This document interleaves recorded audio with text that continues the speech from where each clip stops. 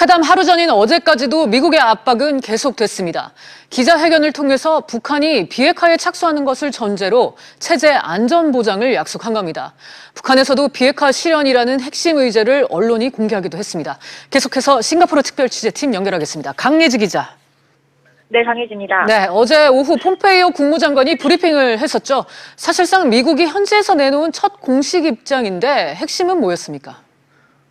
네, 마이크 폼페이오 미국 국무장관이 북한이 완전하고 검증 가능하며 불가역적인 비핵화 CVID에 착수한다면 이전과는 다르고 전례 없는 안전보장을 제공할 용의가 있다고 밝혔습니다. 어제 싱가포르 메리어트 호텔에서 백악관 출입 기자를 대상으로 브리핑을 열고 밝힌 내용인데요. 폼페이오 장관은 북한이 비핵화에 착수하는 것을 전제로 김정은 국무위원장이 가장 바라는 체제 안전보장을 약속한 겁니다. 강 기자, 핵심 쟁점에 대한 언급도 나왔죠?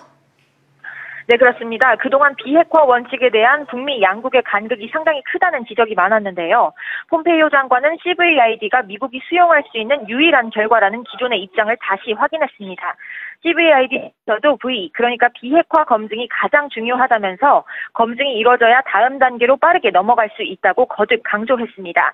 핵무기 프로그램을 제거하면 북한의 경제적 지원을 하겠다는 기존의 약속 또한 유지했습니다. 네, 회담을 하루 앞두고 나온 미국의 이런 입장 설명, 단순한 입장 설명만으로는 이해할 수는 없겠죠. 네, 사실상 도널드 트럼프 대통령이 의중을 최후 통첩한 것이라고 볼 수 있습니다.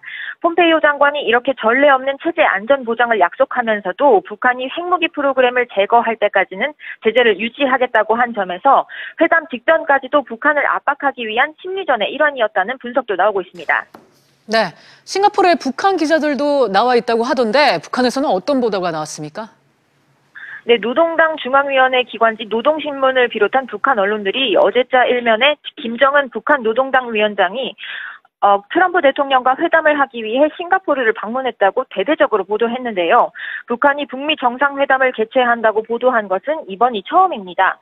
노동신문은 새로운 조미 관계를 수립하고 공고한 평화체제를 구축하기 위한 문제, 그리고 조선반도 비핵화 실현에 대해 폭넓고 심도 있게 의견을 교환한다고 보도했습니다. 네, 강 기자, 북한 언론이 회담이 일어나기 전에 이렇게 크게 보도한 건 상당히 이례적으로 보이는데요. 네, 그렇습니다. 특히 북한 언론이 북미 회담 핵심 의제 3가지를 모두 공개했다는 점에서 의미가 적지 않은데요.